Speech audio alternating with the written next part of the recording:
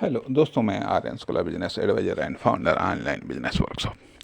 मित्रों, हम बात कर रहे हैं वर्कर के संदर्भ में। वर्कर के संदर्भ में हम लोड की बात कर रहे हैं, हम प्रेशर की बात कर रहे हैं, हम जिम्मेदारी की बात कर रहे हैं, हम लाइफ की बात कर रहे हैं। कहने का अर्थ यह बनता है कि जब ओवरलोड होगा एक वर्कर पर, चाहे वह जिम्मेदारी का हो या कार्य का हो या बिजनेस का हो या किसी फर्म, दुकान, कंपनी का हो, वर्कर चाहे आप बिजनेसमैन हो या एंटरप्रेन्योर हो या फिर सेल्समैन हो या फिर किसी के आप एम्प्लॉय हो या फिर लाइफ में आप स्वतंत्र व्यक्ति हो, तो ये जो प्रेशर है या जो जिम्मेदारी है, वर्क का हो, बिजनेस का हो, ठीक है, किसी टारगेट का हो, ये जैसे जैसे ये ओवरलोड बढ़ता है या जैसे जैसे लोड बढ़ता है, जब लोड बढ़ता है तो एक तो आती है इसकी नॉर्मल कैपेसिटी, हर व्यक्ति की या हर एक वर्कर की या हर एक एम्प्लॉय की एक नॉर्मल कैपेसिटी होती है, ठीक है। हालांकि ये कैपेसिटी समय के साथ, ये विभिन्न परिस्थितियों के साथ या लाइफ के साथ घटती बढ़ती रहती है, ठीक है।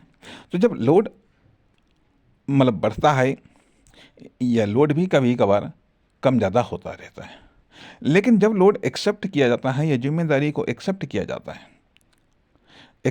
जाता है तो ये भी उसकी एक मात्रा होती है। तो यदि मिनिमम लोड अर्थात ये है वर्कर की कैपेसिटी के अकॉर्डिंग मिनिमम लोड है या नॉर्मल लोड है या कंफर्टेबल लोड है, ठीक है। चलता रहेगा, वर्क करने में भी आसान रहेगा, इसमें लाइफ भी, जीवन भी सुरक्षित रहेगा तथा हेल्थ या व्यक्ति का माइंडसेट ये भी सुरक्षित रहेगा, ठीक है। कुल मिलाकर के वो सुरक्षित रहेगा। संभव है, हो सकता है कि यहाँ पर कास्ट न निकल पा रही हो, तो ऐसी परिस्थितियों में लोड बढ़ाता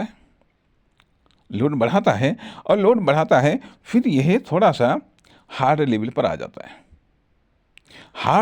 आ जाता है कि अब क्योंकि जब नॉर्मल लोड होता है तो घर्षण कम होता है, अर्थात कार्य करने में या मान लिया जीने में या एक्टिविटी करने में घर्षण कम होता है, अर्थात एक्टिविटी कॉस्ट या वर्किंग कॉस्ट मिनिमम आती है या वर्किंग डैमेज या एक्टिविटी डैमेज यह कम होता है। जैसे जैसे लोड बढ़ता जाता है, जैसे जैसे वह लोड कैपेसिटी की तुलना में हार्ड होता चला जाता है, वैसे वैसे वर्किंग डैमेज या फिर एक्टिविटी डैमेज बढ़ने लगता है, अर्थात लाइफ मतलब टोटल लाइफ घटने लगती है जैसे जैसे लोड, अर्थात हार्ड में आ गया, फिर वो हार्डेस्ट में आ गया, अर्थात उस लोड के साथ में एक्टिव होना या कार्य करना निश्चित तौर पर काफ़ी कठिन लगता है। अब ऐसी परिस्थितियों में जो वर्किंग डैमेज है वो और ज़्यादा बढ़ जाता है, लिविंग डैमेज भी और ज़्यादा बढ़ जाता है। जब लिविंग डैमेज और ज़्यादा बढ़ जाता है तो अर्थात कभी कभी ऐसा होता है कि इस ओवरलोड में कुछ चीज़ें ऐसी होती हैं कि जो बिल्कुल टूट फूट जाती हैं।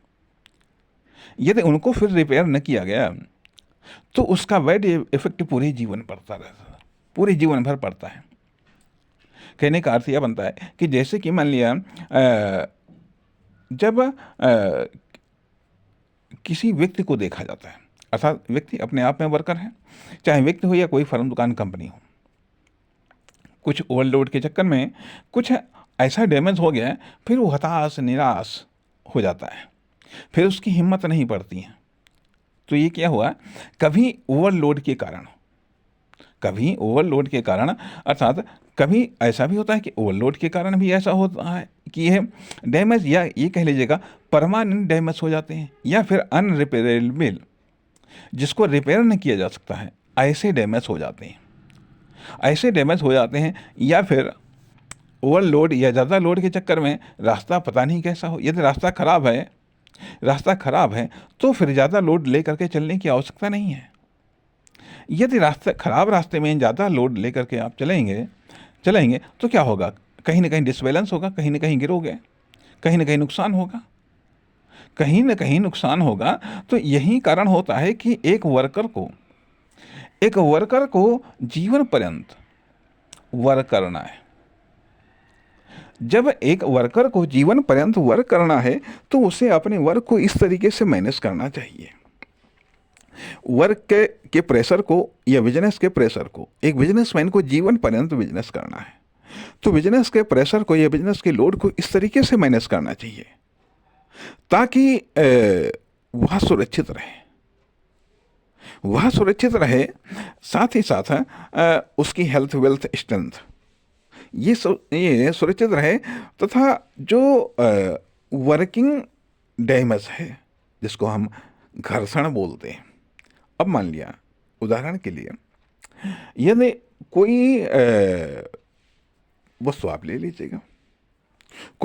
लीजिएगा और उस वस्तु को आप घिसिएगा, अर्थात यदि आप उस पर जीरो प्रेशर हो तो वह वस्तु लुढ़कने का प्रयास करती है, ठीक है।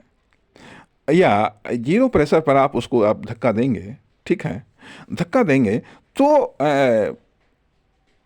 वह उसका घिसावट कम होगी।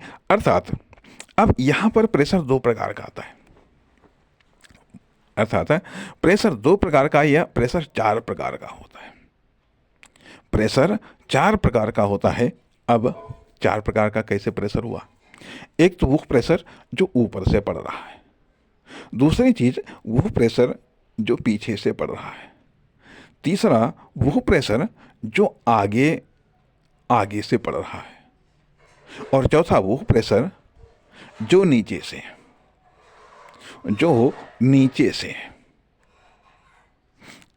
जो प्रेशर नीचे से है। अब इसका आप कैसे अध्ययन करेंगे? भौतिक एग्जाम्पल में हम इसका अध्ययन करना चाहेंगे।